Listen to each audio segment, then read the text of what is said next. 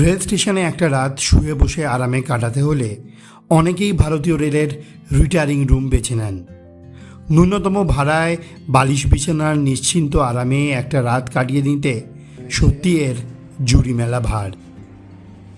আজ আমি আপনাদের এমন এক অভিনব থাকবার জায়গার সন্ধান দেব যা কেবল ভারতের হাতে গোনা কয়েকটা রেল স্টেশনেই দেখতে পাওয়া যায়। আসুন আপনাদের দেখাই ভারতীয় রেলের থাকবার জায়গা হিসেবে নতুন আকর্ষণ আরবান পড। আরবান পডে থাকবার জন্য আমরা কলকাতা থেকে প্রথমে পৌঁছালাম মুম্বাই। মুম্বাই শহরের আনাচে কানাচে সারাটা দিন ঘুরে বেরিয়ে অবশেষে রওনা হলাম মুম্বাই সেন্ট্রাল স্টেশনের উদ্দেশ্যে। খাওয়া দাওয়ার পর এবার নেক্সট গন্তব্য আমাদের মুম্বাই সেন্ট্রালের রিটায়ারিং রুম আরবান পড, সেখানেই এখন যাচ্ছি। শরীর বেশ ক্লান্ত সারাদিনে, আবার কাল সকালে ট্রেন আছে ভোর 5টায় নাসিকে যাওয়ার জন্য। তাহলে চলুন যাওয়া যাক মুম্বাই সেন্ট্রাল। সারা মুম্বাই তো বটেই, এমনকি সারা ভারতে একমাত্র এই মুম্বাই সেন্ট্রাল স্টেশনেই এই আরবান পড রয়েছে। বলতে বলতেই এসে গেল আরবান পড। গেটের বাইরে লাগানো হোয়াইট বোর্ডে উল্লেখ করা রয়েছে কি কি সুবিধে আপনি পাবেন এখানে এলে। স্মার্ট মানুষ স্মার্টফোন দেখার পর এখানে এসে এতদিন পর আমার সৌভাগ্য হলো জীবনে প্রথম স্মার্ট হোটেল দেখতে পাওয়ার। এই হলো আরবান পডের রিসেপশন এরিয়া।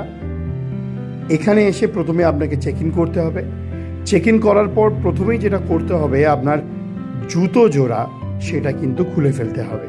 মাথায় রাখবেন, আরবান পডে আপনি বাইরে থেকে পরে আসা কোনো জুতো নিয়ে ভেতরে প্রবেশ করতে পারবেন না। এখানে জুতো রাখবার আলাদা বন্দোবস্ত রয়েছে, এরপর সেটা আমি দেখাচ্ছি।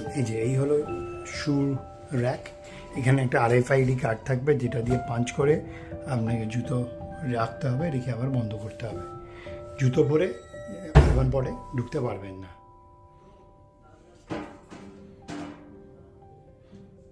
নেক্সট এবার শোয়ার জায়গায় যাব। এখন আমরা এসে উপস্থিত হয়েছি আরবান পডের লিভিং এরিয়াতে। দেখতে পাচ্ছেন ডান দিকে সারি দিয়ে পরপর ঘর রয়েছে।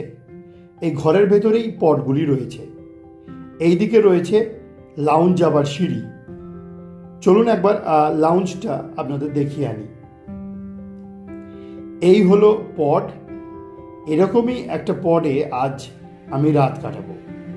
এই পড কনসেপ্টটি মূলত জাপান থেকে নেওয়া। জাপানে এই ধরনের পডকে ক্যাপসুল হোটেল বলা হয়। 1979 সালে জাপানের ওসাকাতে প্রথম এই ক্যাপসুল হোটেল তৈরি হয়। এই হলো ওয়াশরুম এরিয়া। প্রথমেই বলে রাখি, এখানে কিন্তু অ্যাটাচ টয়লেট নেই, মানে পডের ভেতরে অ্যাটাচ টয়লেট নেই। স্বাভাবিক ব্যাপার, যেহেতু জায়গা অনেক কম, তাই অ্যাটাচ টয়লেট থাকবার কোনো প্রশ্ন নেই। তার বদলে কমন টয়লেট রয়েছে এখানে। সংখ্যায় যথেষ্ট পরিমাণ থাকার কারণে আপনার কোনো সমস্যা হওয়ার কথা নয়, মানে অর্থাৎ লাইন দিয়ে ওয়াশরুমে যাওয়ার কোনো প্রশ্নই এখানে নেই। দেখতে পাচ্ছেন আপনারা কতটা পরিষ্কার পরিচ্ছন্ন এখানকার ওয়াশরুম। তবে গিজারের সুবিধে নেই, যেটা দেখলাম। যাকে অনেক ঘোরা হলো, এবার আমাদের ঘরটা যেখানে আমরা থাকবো সেটা দেখাই আপনাদের। ঘরে ঢুকতে হলে প্রথমেই আপনাকে রিসেপশন থেকে দেওয়া RFID কার্ডটি পাঞ্চ করে ঢুকতে হবে। আমরা সেভাবেই প্রবেশ করলাম।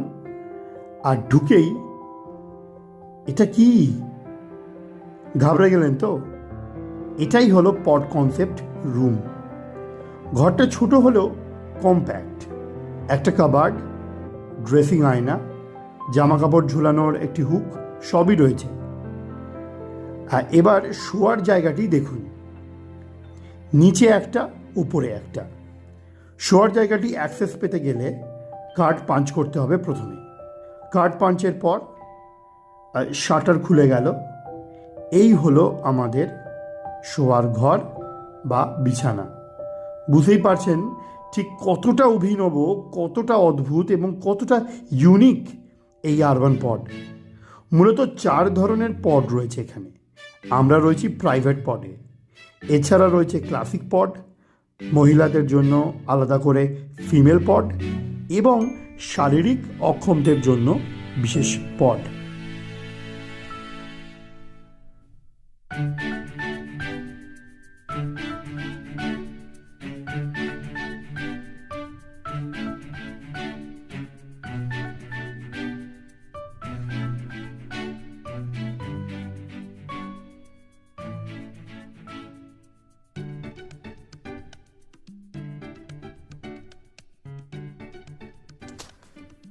এইভাবে কার্ড পাঞ্চ করে লাইটগুলো প্রথমে জ্বালিয়ে নিলাম।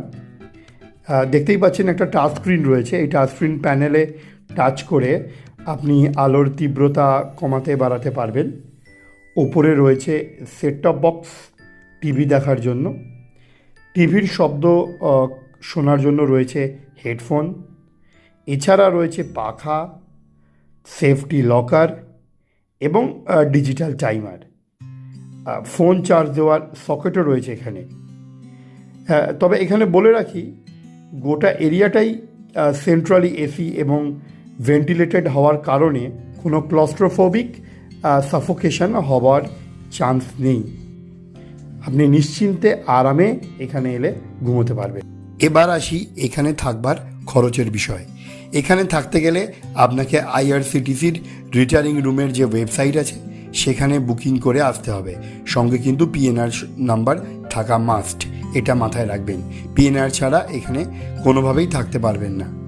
আর খরচার বিষয়টা আপনি এখানে দেখতেই পাচ্ছেন, মিনিমাম 3 ঘন্টা থেকে ম্যাক্সিমাম 48 ঘন্টা অবধি আপনি এখানে থাকতে পারবেন।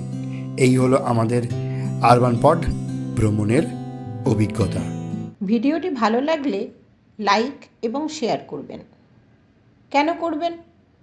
কারণ সব বাংলায় গত প্রায় 10 বছর ধরে বাংলা ভাষায় সঠিক ও নিরপেক্ষ তথ্যভাণ্ডার গড়ে তুলতে আপ্রাণ চেষ্টা করছে। সস্তায় জনপ্রিয় হওয়ার মতো ভিডিও সব বাংলায় বানায় না। অনেক পড়াশোনা করে বাঙালির জন্য বানায় এই সমস্ত ভিডিও।